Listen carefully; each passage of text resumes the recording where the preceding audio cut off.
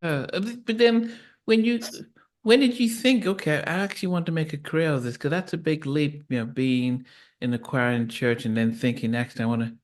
I think it had mean, to do with yeah. socializing in the studio. I was around by going to the studio and being a vocal and providing vocals for this producer's tracks. That was really the gist of it. He was making music and he needed somebody to write songs and sing to him to create songs. And when I realized after having received multiple compliments from others, people who did it every day, all day in the studio, that's when I said, okay, maybe this can happen. And the other aspect of that was doing open mics.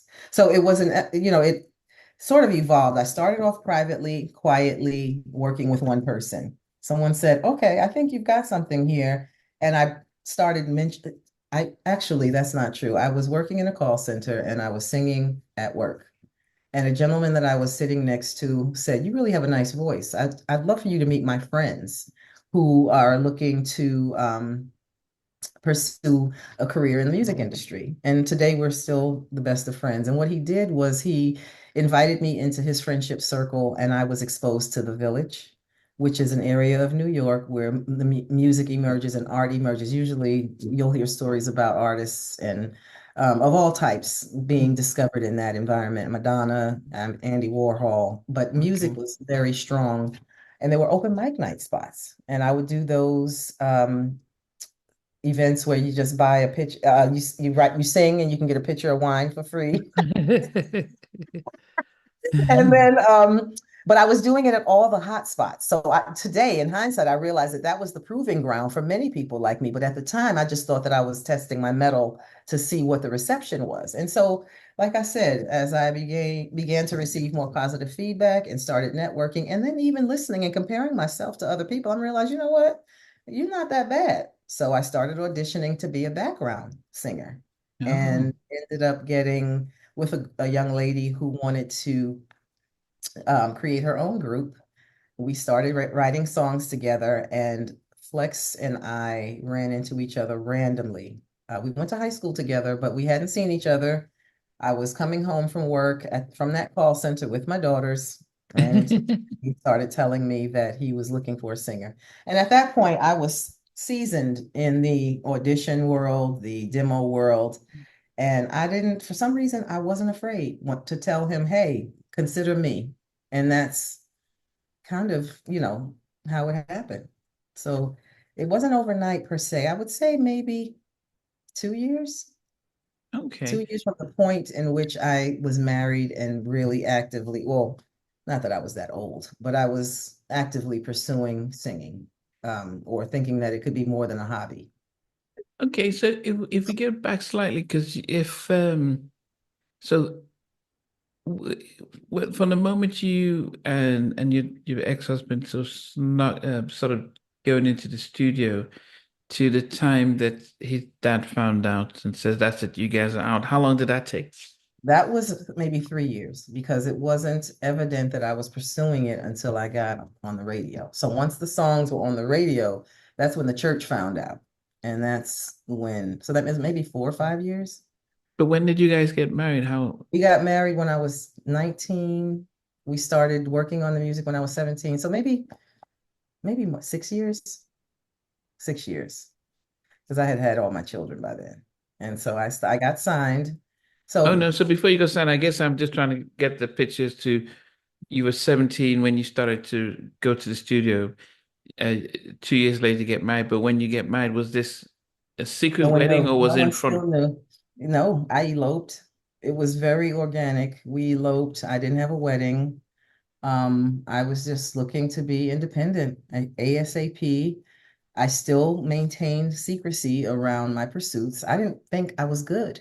So I just was, practicing, experimenting, trying to get multiple opinions. My goal initially was songwriting. I didn't necessarily think that I was the best singer. I wanted to be in the production team. And that Okay. still is one of my things today.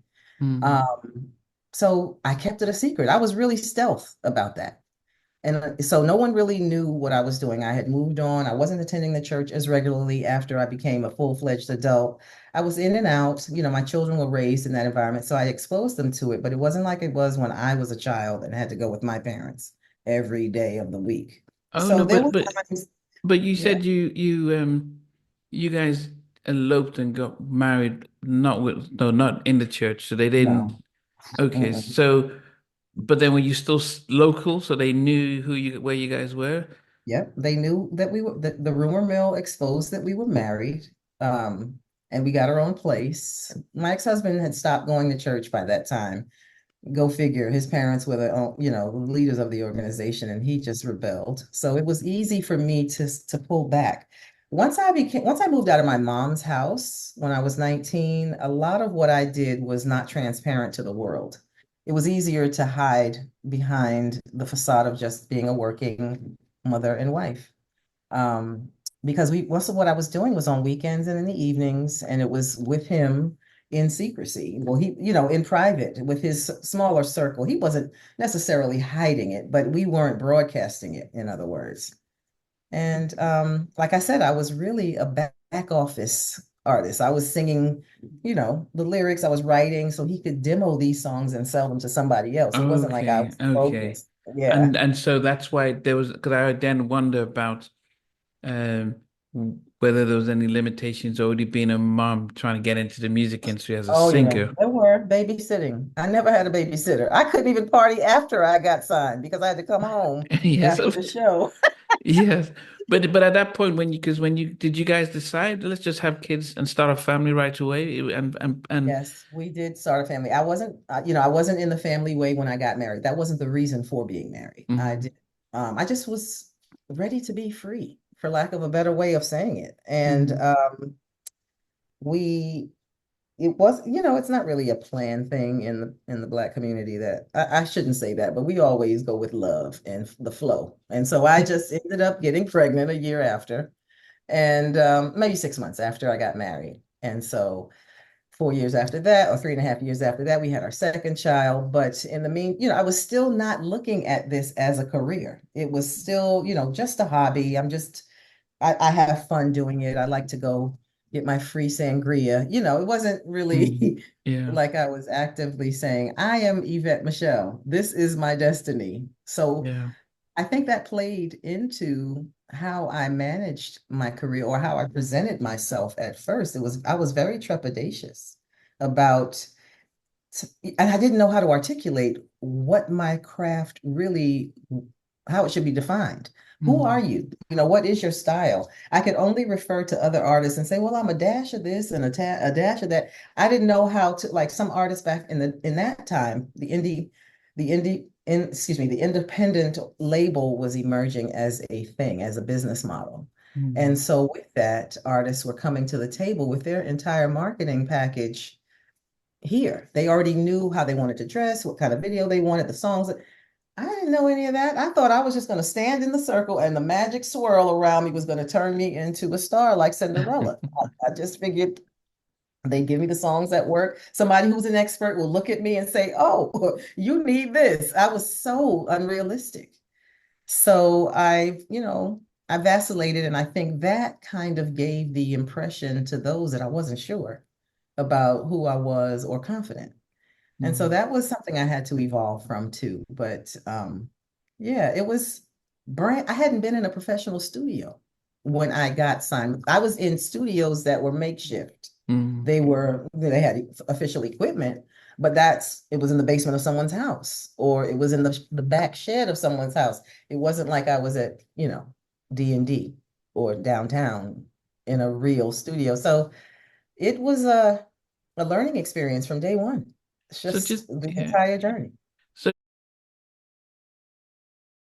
hey guys, thanks for watching. Thanks for being a part of Halftime Chat. Please remember to subscribe, share, and comment. But most importantly, why don't you become a member of Halftime Chat? We've got amazing videos, amazing perks, and being able to support the channel. But anyway, thanks for watching. Take care. I never participated in that kind of. And somewhere in between. Us for even loving us, on which I didn't miss you with. With Peter the Moon. Yes, What was it like growing up? Business and she's still making an impact on 4 houses down. I have a couple of pieces. Trying to get this one and that one. That works for you, but just for me, No. Okay, you okay? They don't understand what Jonas Boys and men and all spirits. Play it. And all these guys, they all work together. I mean, I love all different genres.